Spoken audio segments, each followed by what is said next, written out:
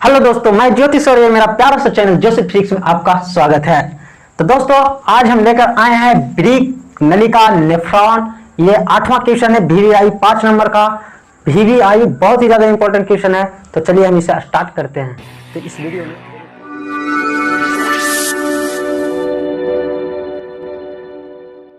दोस्तों ध्यान से देखिए, नेफ्रॉन या ब्रीक नलिका, ये क्वेश्चन नंबर 8 है जो VVI सीरीज का 8वां क्वेश्चन है और बहुत ही ज्यादा ही इंपॉर्टेंट है। इसको जितना ज्यादा VVI बोल सकते हो, VVI very very very important, क्योंकि ये क्वेश्चन बैंक में हर बार पूछता ही है।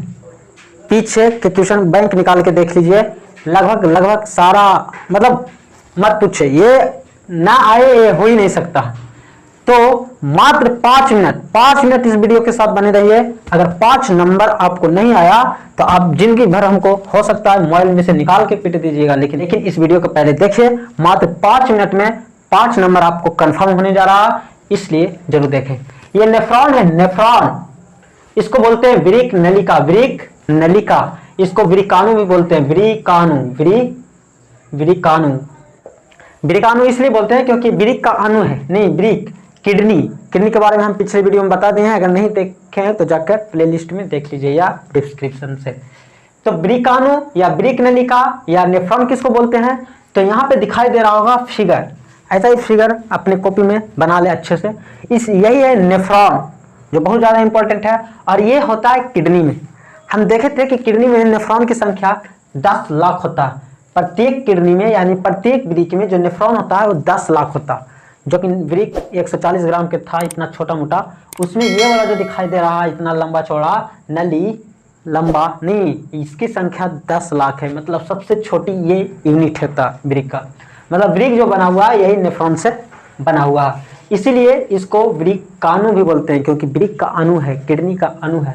और ब्रीक नलिका भी बोलते हैं क्योंकि ब्रीक में यही नली है जो कार्य करता है, और इसका नाम नेफ्रॉन भी है।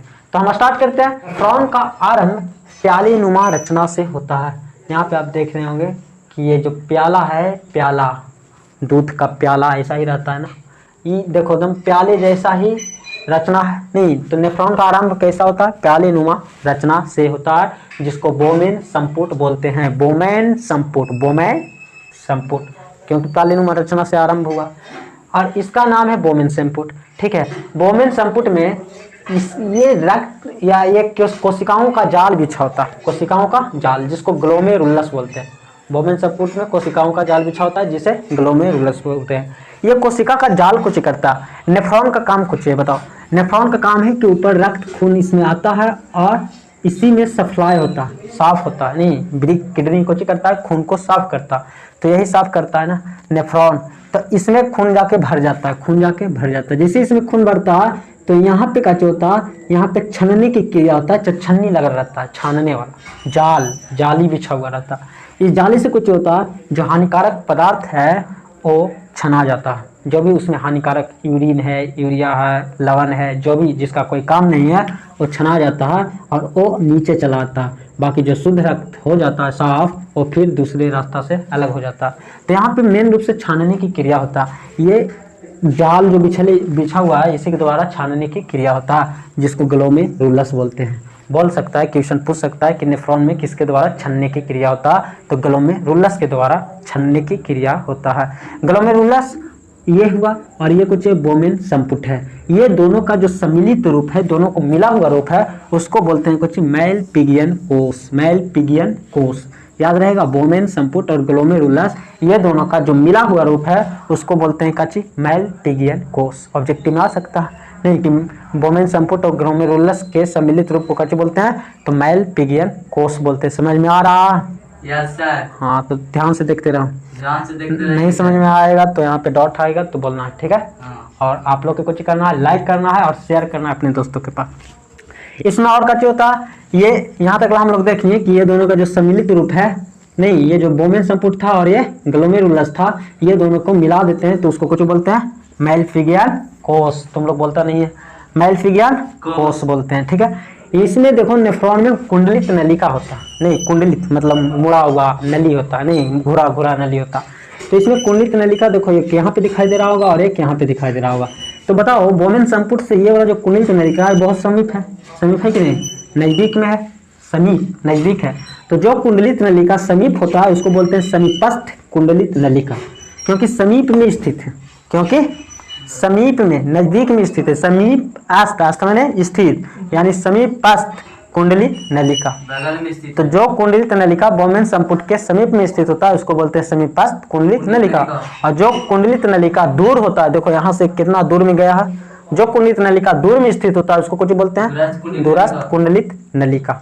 तो कितना सिंपल है कि नेफ्रॉन में दो कुंडलित नलिका होता है, एक समीपस्थ कुंडलित नलिका होता है और एक दूरस्थ कुंडलित नलिका होता है। जो समीप स्थित होता है उसको समीपस्थ कुंडलित नलिका बोलते हैं, जो दूर स्थित होता है उसको दूरस्थ कुंडलित नलिका बोलते हैं। कितना आसान है। समीपस्थ भाग नीचे जाकर अवरोही चाप बनाता है, नहीं अवरोही मतलब होता है कुछ डिसेंडिंग, नहीं डिसेंडिंग मतलब नीचे जाना, और अधिरोही मैंने होता असेंडिंग मतलब ऊपर जाना। तो ये जो समीपस्थ कुंडलित नलिका है वो नीचे जाकर अवरोही चाप बनाता है। देखो नीचे की ओर जाता है, इसका कहने का मतलब ये जो चाप है वो कहाँ जाता है, नीचे की ओर जाता है, मतलब अवरोही चाप का निर्माण करता है। यानी समीपस्थ कुंडलित नलिका अवरोही चाप का निर्माण करता है। और ये अवरोही चाप आगे जाकर अधिरोही चाप बनाता है, आगे जाकर अधिरोही मैंने ऊपर की ओर हो जाता है। मतलब ये कुंडलित नलिका नीचे की ओर गया डिसेंडिंग, फिर हो गया असेंडिंग। तो ये डिसेंडिंग और असेंडिंग मतलब अवरोही और अधिरोही। तो इसमें दो तरह के चाप होता है, अवरोही चाप और अधिरोही चाप। अवरोही चाप और अधिरोही चाप के बीच ये जो नली होता है, ये दोनों जो नली है ये असेंडिंग और डिसेंडिंग और असेंडिंग वाला जो नली है इसको बोलते हैं हेनले का चाप। इसको कुछ बोलते हैं हेनले के चाप। समझ में नहीं आ रहा है, बोलो। कुछ बोलते हैं अवरोही और अधिरोही चाप के बीच के नली को कुछ बोलते हैं हेनले का चाप, क्योंकि हेनले साहब ने बहुत प्यार से इसको खोज किया था, इसलिए अपना नाम प्यार से इसको दे दिया हेनले का चाप। बोलेगा हेनले के चाप का खोज कौन किया था, तो हेनले साहब ने किया होगा। सिंपल, इसका नाम से ही पता चल रहा। नहीं, ट्यूशन बोलेगा कि हेनले के चाप किसको बोलते हैं, कहाँ होता है हेनले के चाप, तो कहाँ होता है अवरोही चाप और अधिरोही चाप के बीच जो नली था उसको कुछ बोलते हैं हेनले के चाप।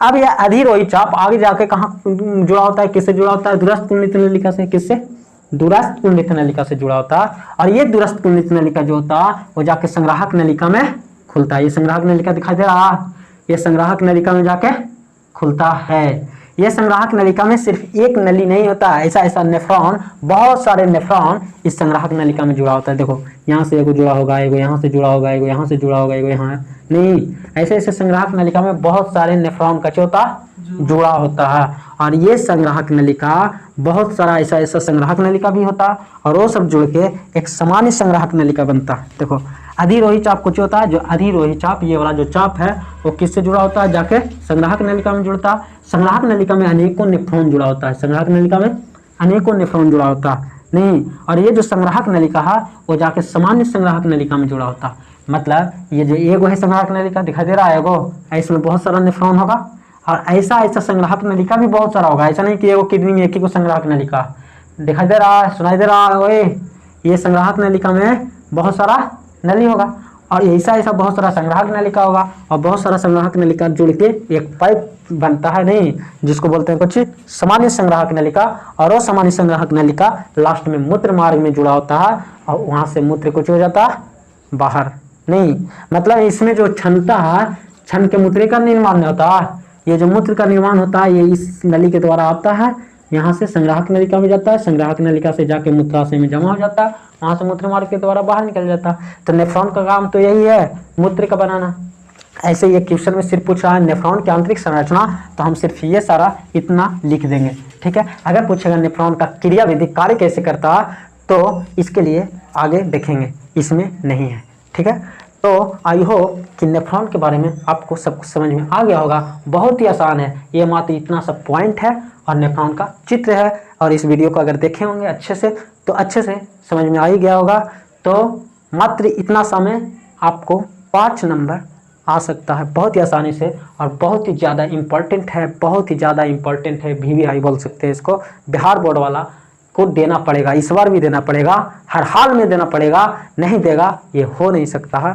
तो इस वीडियो को फैला दे दम पूरा अपने दोस्तों के पास और साथ में बाय।